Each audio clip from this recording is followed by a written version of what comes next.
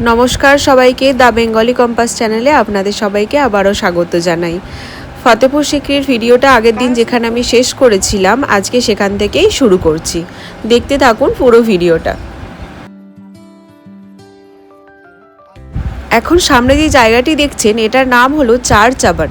সেই সময়ে নাম ছিল। চারিদিকে জল, আর এর মানে হলো খুব সুন্দর একটি জায়গা। আর মাঝখানে একটা স্টেজ মতো করা আছে। সেই সময়ে তানসেন এখানে বসে গান করতেন। আর এই জায়গার আরেকটি বিশেষত্ব হলো যে শাহরুখ খানের একটা খুব ফেমাস গান আছে, দো দিল মিল রহে হ্যায়।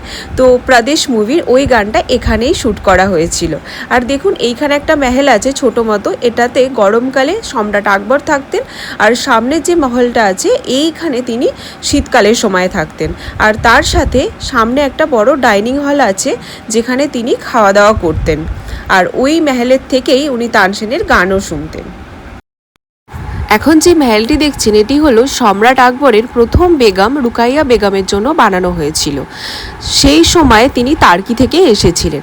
আর তার মহলের ভিতরে দেখুন অনেক রকমের শেপ, অনেক রকমের কার্ভ করা আছে। তার কারণ হলো সেই সময় এখানে অনেকগুলো মিরর ছিল কালারফুল। আর বড় বড় দেখুন এখানে অনেকগুলো ভেন্টিলেশন আছে, যার জন্য রুমটা ঠান্ডা হতো। এখন এই মিররগুলো নেই, তার কারণ গভর্নমেন্ট সেইভাবে মেনটেন করতে পারে না, সেই জন্য নষ্ট হয়ে গেছে। এখন যে বড় টাবের মতো জিনিসটা দেখছেন, এখানে সেই সময়ে বৃষ্টির জল সংরক্ষণ করা হতো যাতে সেই জলটা সবাই খেতে পারে। এখন আপনাদেরকে দেখাবো সম্রাট আকবর কোথায় বসে ডিনার করতেন। এটা আপনাদেরকে তখন আমি বাইরের থেকে দেখালাম, এটা হলো ভিতর থেকে এরকম দেখতে। আর এখানে দেখুন অনেকগুলো ছোটো মতো উইন্ডোর মতো করা আছে, যেখানে সেই সময়ে খাবার থাকতো। ভেজ নন ভেজ সব রকমেরই খাবার এখানে থাকতো। আর সম্রাট আর তার তিনও বেগম এখানে বসে একসাথে ডিনার করতেন। এটি হলো সম্রাট আকবরের সামার প্যালেস, গরমকালে সম্রাট আকবর যেই মহলে থাকতেন। আর এই যে সামনে দেখুন রেড কালারের স্টোন দিয়ে এরকম চৌকো করা আছে, এটা হলো সম্রাট আকবরের বেড ছিল। আর সেই সময় গরমকালে তিনি এখানে থাকতেন। আর এখানে দেখুন বড় বড় ভেন্টিলেশনের মতো উইন্ডো করা আছে, যার কারণে রুমটা ভীষণভাবে ঠান্ডা হতো। একটা ইন্টারেস্টিং জিনিস দেখাই আপনাদের, সেই সময় তো এসি ফ্যান কিছু ছিল না, রুম কিভাবে ঠান্ডা হতো। এই যে নিচে জায়গাগুলো দেখছেন, এই জায়গাতে জল থাকতো আর উপরে কটনের পর্দা থাকতো। তো সেই হাওয়াতে রুম ঠান্ডা হতো। আর নিচে গোলাপ জল থাকতো রুমে, যাতে খুব ভালো স্মেলও আসে আর রুমটা যাতে খুব সুন্দরভাবে ঠান্ডা হয়।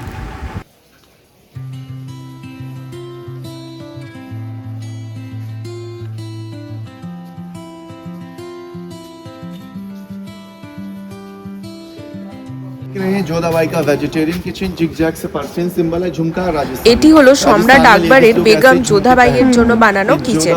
এই জায়গাতে দেখুন ঝুমকার মতো কিছু ডিজাইন করা আছে, আর তার সাথে জিগজ্যাগ মতনও ডিজাইন করা আছে, দেখে যেন মনে হয় রাজস্থানের থিম। তো এটি যোধাবাইয়ের জন্য বানানো একটি ভেজ কিচেন, যেখানে শুধুমাত্র ভেজ খাবারই হতো। এখন গভর্নমেন্টের স্টোর রুম হিসাবে এটি ব্যবহার করা হয়। আর তার অপোজিটেই আছে যেই রুকাইয়া বেগম ছিলেন তার জন্য বানানো নন ভেজ কিচেন। এই জায়গাটি দেখুন, এটি হলো সম্রাট আকবরের তৃতীয় বেগম মারিয়ার জন্য বানানো। এই জায়গাতে বসে তিনি মেকআপ করতেন এবং সময়ে আরাম করতেন। এইখানে যে দরজাগুলো আছে সেই সময়ে অনেক সুন্দর স্টোন দিয়ে বানানো ছিল, কিন্তু এখন আর নেই, সেটা নষ্ট হয়ে গেছে, গভর্নমেন্ট সেইভাবে মেনটেন করে না বলে। তো আমাদের গাইড দাদা আমাদেরকে বললেন যে কিছু জিনিস আছে যেগুলো দুবার বানানো আর সম্ভব নয়, সেই জন্যই দরজাগুলো আর বানানো হয়নি। আর যদি অন্য দরজা বানানোও হয় তাহলে তো কালচারটা নষ্ট হয়ে যাবে, সেই জন্য আর গভর্নমেন্ট এগুলো কিছু বানায় না। আর এটা দেখুন যোধাবাই যিনি ছিলেন তার মহল।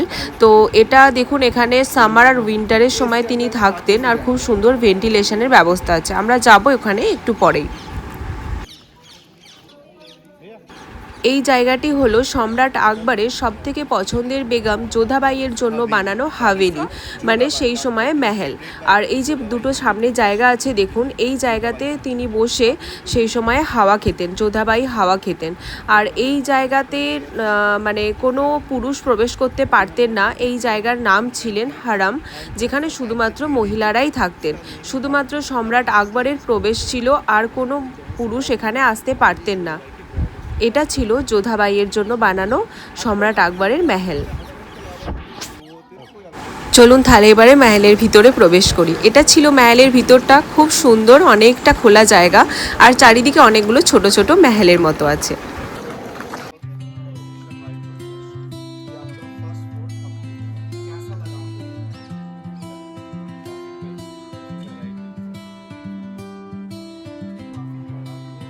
ফতেপুর সিক্রির যে আকবরের ফোর্ট পুরোটাই আমরা ঘুরে নিলাম। এবার বাইরে যাই, বাইরে গিয়ে দেখি আর কি আছে।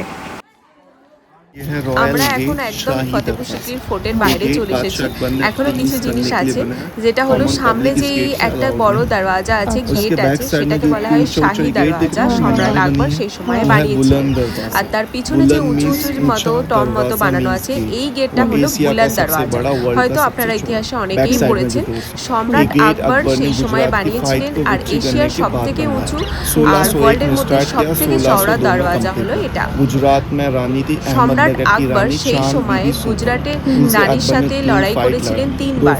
তো 3 বারের মধ্যে উনি 2 বার হেরে গিয়েছিলেন এবং একবার জিতেছিলেন। আর সেই জন্যই এই জায়গাটা তিনি বানিয়েছিলেন। এর সাথে পুরো ফতেপুর সিক্রির ফোর্ট আমরা ঘোরা হয়ে গেল। আর একটা জায়গা আমরা গিয়েছিলাম সেলিম চিশতি বাবার যেই আশ্রম আছে সেখানে, কিন্তু সেখানে কোনো রকম ভিডিও ক্যামেরা ফটোগ্রাফি অ্যালাও না, সেই জন্য আমরা কোনো কিছু তুলতে পারলাম না। জায়গাটা খুব সুন্দর ছিল, আপনারা ওখানে যেতে পারেন, ওখানে গিয়ে প্রার্থনা করতে পারেন, সেটা সম্পূর্ণভাবে আপনাদের ইচ্ছে। তো এই ভিডিওটা আমি এখানেই শেষ করলাম। যদি ভিডিওটা ভালো লেগে থাকে তাহলে চ্যানেলটি সাবস্ক্রাইব করবেন আর ভিডিওটিতে অবশ্যই লাইক করবেন।